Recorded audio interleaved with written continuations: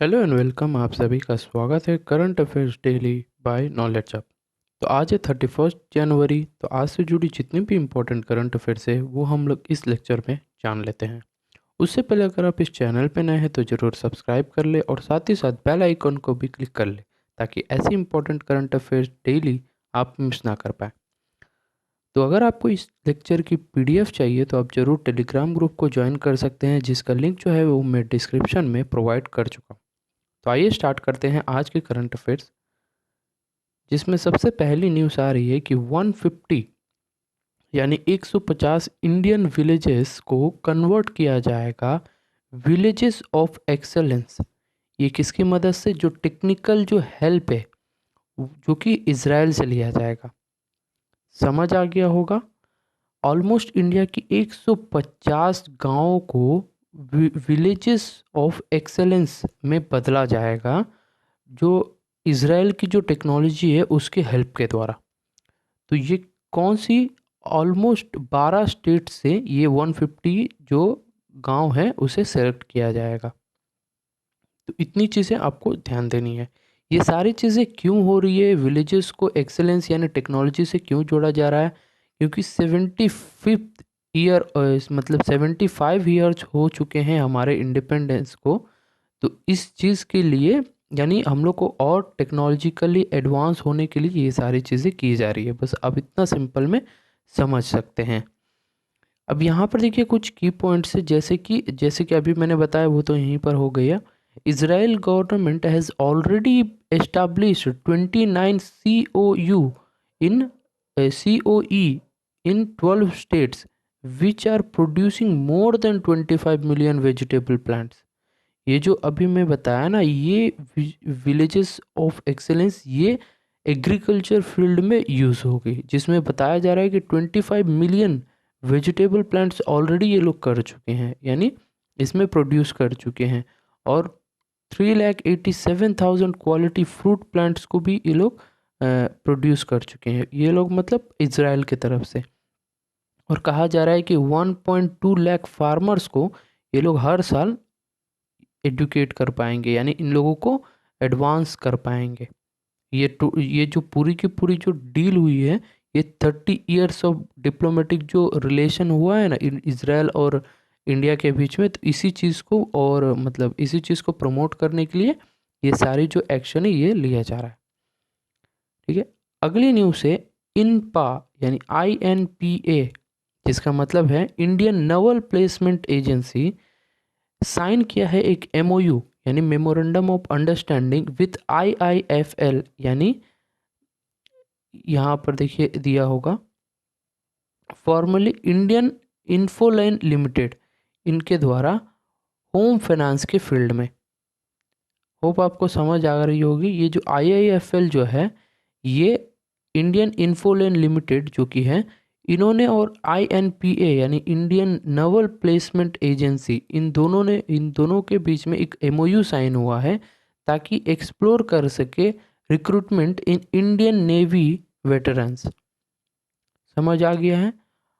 अब इसके बारे में अगर आपको कुछ की पॉइंट्स जाननी है, जैसे कि ये सारी चीज़ें किनको मिलेंगी, जो एक सर्विसमैन होंगे ना उनको अपस्किल करने के लिए और उनकी जो स्टैंडर्ड्स है उसे बढ़ाने के लिए ये सारे ट्रेनिंग प्रोग्राम्स ये सारी यहाँ पर आयोजित की जाएगी इनको बेटरमेंट के लिए। ठीक है, तो इतनी चीज़ें आपको ध्यान देनी है।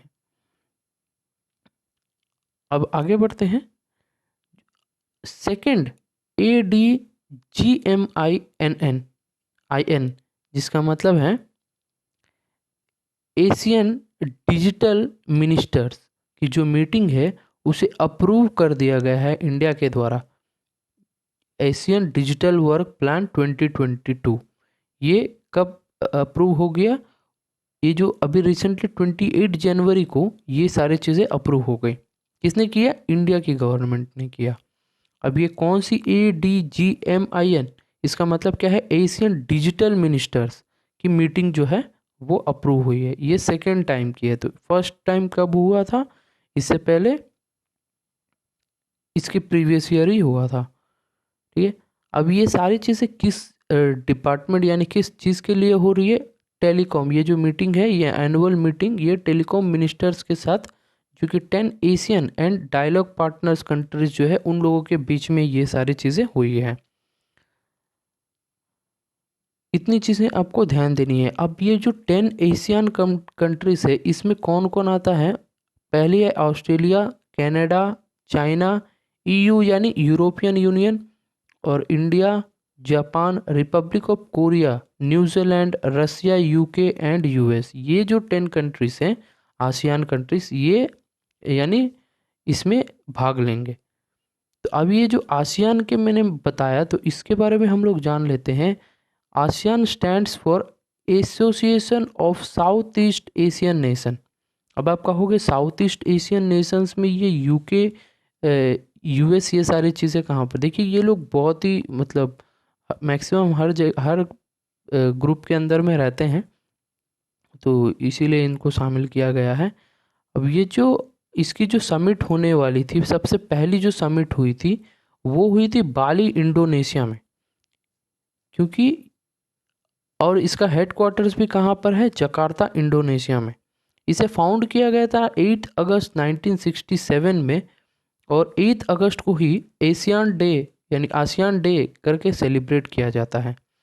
इसमें जो एक्चुअल में जो 10 मेंबर्स है आसियान का, जो एक्चुअल 10 मेंबर्स है वो है Brunei, Cambodia, Indonesia, Laos, Malaysia, Myanmar, Philippines, Singapore, Thailand and Vietnam. ये सारे एक्चुअल में मेंबर्स हैं।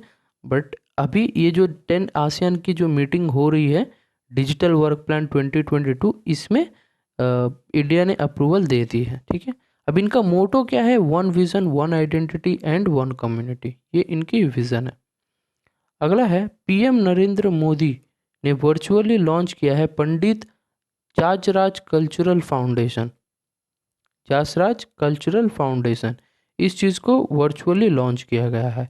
इसमें उतनी कुछ जानने की है नहीं, बट मेन इंपॉर्टेंट चीज़ यहाँ पर हो जा रही है कि नरेंद्र मोदी जी ने ये किया है, तो ये बहुत ही ज़्यादा इम्पोर्टेंट हो जाती है। ये जो पंडित जासराज कल्चरल फाउंडेशन, इसे लॉन्च किया गया है किसके द्वारा? पीएम नरेंद्र मोदी के द्वारा।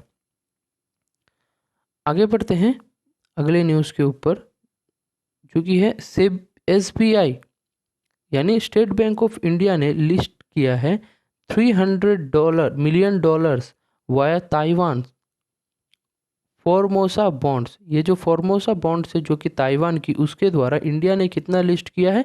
$300 मिलियन ऑन इंडियन INX। ठीक है, ये जो इंटरनेशनल एक्सचेंज जो होता है उसमें। अब बात कर लेते हैं ये जो फॉर्मोसा बॉन्ड जो है ये कहाँ की है? ये ताइवान इश्यू करती है अपनी जो ताइपाई एक्सचेंज है वहाँ पर, ये जो लिस्टेड कंपनी है उस वहाँ से। अब बात कर लेते हैं स्टेट बैंक ऑफ इंडिया के बारे में। तो इसकी जो एस्टाब्लिशमेंट हुआ है वो 1 जुलाई 1955 में हुआ था। हेडक्वार्टर्स की बात करें मुंबई, महाराष्ट्र में है, और चेयरमैन है दिनेश कुमार खारा। ठीक है, इतनी चीज़ें आपको ध्यान देनी है इस न्यूज़ से। अगला है आरबीआई ने इम्पोज किया है कुछ restrictions on Indian mercantile cooperative bank. ये जो बैंक है IMCB, ये जो बैंक है इसके ऊपर कुछ रेस्ट्रिक्शंस इम्पोज किया गया है किसके द्वारा? आरबीआई के द्वारा। तो ये चीज़ तो उतनी इम्पोर्टेंट नहीं है, लेकिन जब ये बैंक आपके न्यूज़ में आ गई है तो इसके बारे में थोड़ी सी न्यूज़ आपको जानना ज़रूरी ही है। ठीक है, पहले इस बैंक की जो एस्टाब्लिशमेंट हुई है वो 1989 में हुई है, और इसकी जो हेडक्वार्टर्स है वो यूपी लखनऊ में है। और सीईओ की बात करें तो विनय भूतानी, ये इस बैंक के सीईओ है। ठीक है, अगली बात करें SPMCIL यानी security printing and minting corporation of India limited. इनके द्वारा सेटअप किया गया है new bank note printing lines eight CNP, यानी CNP का मतलब कुछ और नहीं है, करेंसी नोट प्रेस, जो कि नासिक में, और BNP यानी बैंक नोट प्रेस जो कि देवस में। ये दो चीज़ें आपको ध्यान देनी है। पहली है ये जो हम लोग प्रिंटिंग जो होती है, बैंक नोट जो प्रिंटिंग होती है, ये सबसे पहले करेंसी नोट और बैंक नोट, ये दो चीज़ें होती है। तो ये जो करेंसी नोट है ये कहाँ पर होगा, नासिक में। और जो बैंक नोट है ये कहाँ पर होगा, देवास जो कि मध्य प्रदेश में है, नासिक जो कि महाराष्ट्र में है। ये चीज़ें आपको ध्यान देनी है। अब बात कर लेते हैं ये जो SPMCIL के बारे में, यानी ये fully government of India owned है और ये मणिरत्न कंपनीज जो होती हैं उसमें ये आती है। और इसके जो चेयरमैन और मैनेजिंग डायरेक्टर की बात करें, तृप्ति पात्रा घोष, ये अभी प्रेजेंट टाइम में चेयरमैन और MD हैं इस SPMCIL के। और हेडक्वार्टर्स की बात करें न्यू दिल्ली में है। अगला है मेटा। मेटा जिसकी पहली नाम थी फेसबुक, उन्होंने पार्टनरशिप किया है FICCI, जिसको हम लोग फिक्की कहते हैं, जिसका मतलब है federation of Indian chambers of commerce and industry, इनके द्वारा, ताकि सपोर्ट कर सके ऑलमोस्ट 5 लाख वुमेन्स लेड जो स्मॉल बिजनेसेस होते हैं उन लोगों के लिए। मेटा आप सभी को मैंने पिछले वीडियोस में बताया है, अगर आप नहीं देखे हैं तो आई बटन में जाइए, वहाँ से आपको प्लेलिस्ट मिल जाएगा, अब वहाँ से आप पढ़ सकते हैं। ये जो मेटा है इसका जो पहले नाम था वो फेसबुक। अब ये मेटा क्यों बनाया गया है, जो Web3 जो टेक्नोलॉजी है उसमें मेटावर्स एक बनाया जाएगा जिसमें फेसबुक जो है वो इसमें लीड कर रहा है।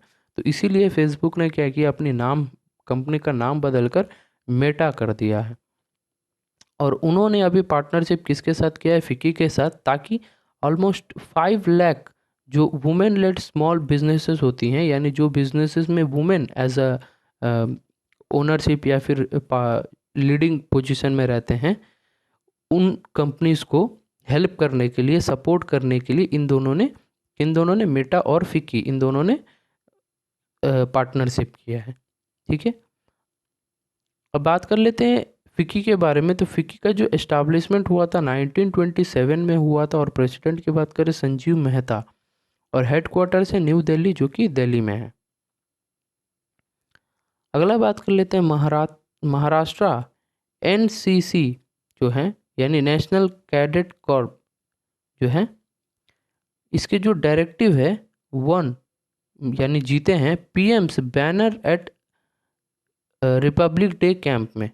ठीक है, तो महाराष्ट्र की जो NCC है, NCC डायरेक्टोरेट, इन्होंने जीता है PM's banner at Republic Day camp. तो इसमें उतनी इम्पोर्टेंट कुछ नहीं है, बस आपको इस न्यूज़ को गो थ्रू कर लेना है। इसी के साथ हम लोग आज का जो करंट अफेयर्स है उसे हम लोग कंप्लीट कर लेते हैं। अगर आपको ये वीडियो अच्छी लगी है तो ज़रूर लाइक करके मुझे मोटिवेट कर सकते हैं, और शेयर करें जितने भी एजुकेशनल ग्रुप्स आप जानते हैं, और आपके जो अड़ोस पड़ोस में जो बच्चे होते हैं जिनको बैंकिंग के एग्ज़ाम की तैयारी करते हैं, SSC, रेलवे, जितने भी एग्ज़ाम्स के लिए वो प्रिपरेशन करते हैं, उन लोगों के लिए ये न्यूज़ इम्पोर्टेंट हो जाएगी। और अगर आप इस चैनल में अभी तक नए हैं और अभी तक आपने सब्सक्राइब नहीं किया तो बेझिझक आप सब्सक्राइब कर सकते हैं। अब अगर आपको इस लेक्चर की PDF चाहिए तो आप टेलीग्राम ग्रुप को ज्वाइन कर सकते हैं, जिसका लिंक जो है वो मैं डिस्क्रिप्शन में प्रोवाइड कर चुका हूँ। तो मिलते हैं अगले वीडियो में, तब तक के लिए जय हिंद।